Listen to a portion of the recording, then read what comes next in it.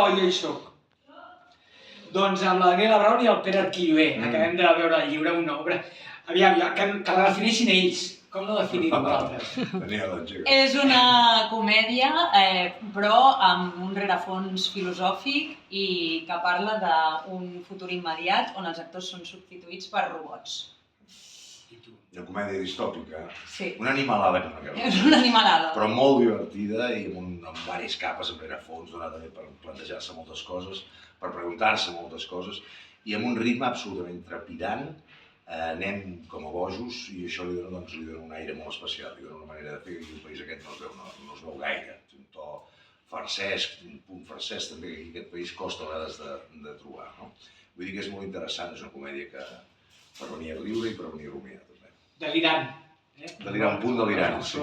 Sí, I jo, clar, veient-vos, us heu passat de conya fent-la, Sí, però ens cansem molt. Jo ja tinc una edat, la Daniela no, perquè és molt jove, però jo ja tinc una edat. D'acord, però... Ens ho passem molt bé, Pep. Sí, la gràcia és que tu passes molt bé fent-la i normalment en teatre, quan tu passes bé fent-ho, el públic s'ho passa bé. No és una llei que sigui 100%, però un 95% diria que sí, que si tu t'ho passes bé, el públic s'ho passa bé. Ella acaba, potser comença amb un 77. Tu amb què comences? Amb 122? Això, la gent heu de venir a veure l'obra per saber de què va, però bueno, és per saber una mica quina regulació teniu vosaltres. A l'acabar l'obra, com acabeu? A l'acabar l'obra? Sí, bueno, acabem, a més, el meu personatge també... Bueno, no, però això seria un spoiler, res. Sí, no direm gaire de l'argument, perquè hi ha... No. Però sí que els personatges estan regulats, en aquest futur distòpic estan regulats emocionalment per diversos números i aquests números t'atorguen un caràcter o un altre. Això sí que es pot dir. Tu amb 77 estàs. Em sembla que sí. 909. 909. Sí, aquesta regulació que no deixa de ser una metàfora que ens regulem a vegades a la vida, no? Les emocions, els sentiments, i no només això, sinó a vegades altres coses. Hi ha gent que se'n va dormir de cepan i es diu una vestida per tirar, vull dir que tots d'alguna manera o altra ens regulem, per tant no deixa de ser una metàfora de la vida. Totalment.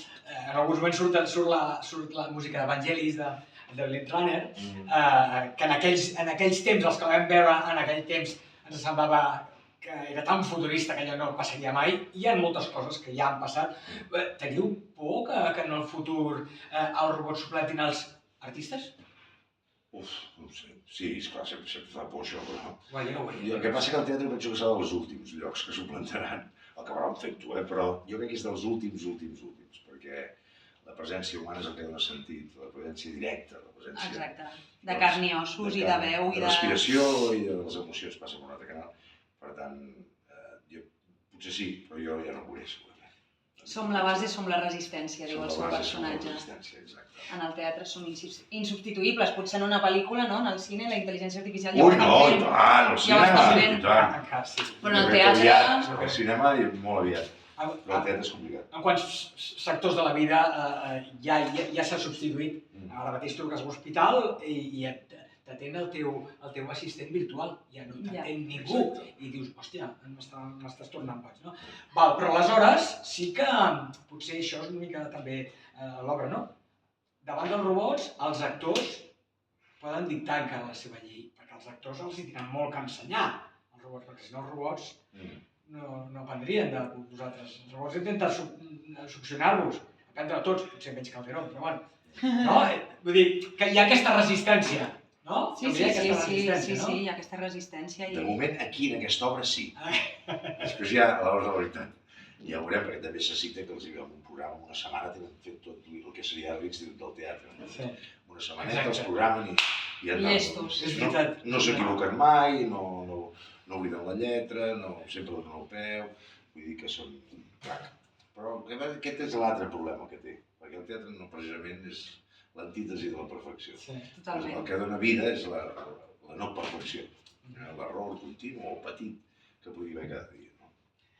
Acabo. Per tant, l'obra és un cant al teatre, una defensa de l'actor, una defensa acèrrima, no? És això, no? Sí, hi ha moltes capes, perquè tant pel que estem dient, tant com la narrativa com el que fem com a actors, que és el que diu el Gabriel, el director, que hi ha moments clarament de comèdia, d'enredo, d'alta comèdia, no? Com que també estan fent com un homenatge en la manera, en la forma d'actuar, que és purament teatral, no? Fins i tot faig un homenatge a Pepe Rubianes. Sí. Sí, un Passem gran per moment, tot. un gran moment de la Passem funció. per tot arreu i a tots els estils de comèdia, que això és per una anècdota més magnífic, és fantàstic, perquè et dona l'oportunitat de disfrutar molt. La gent s'ho passarà molt bé en aquesta hora, per tant veniu a Lliure de Gràcia a veure'ls, a la Laura Conejero, al Joan Carreras, la Daniela Brown i el Pere Arquiver. Moltes gràcies. Moltes gràcies a Ens ho hem tu. passat molt bé. La sempre crec que ha d'anar a fer un capítol com si fos ahir. Sí, exacte,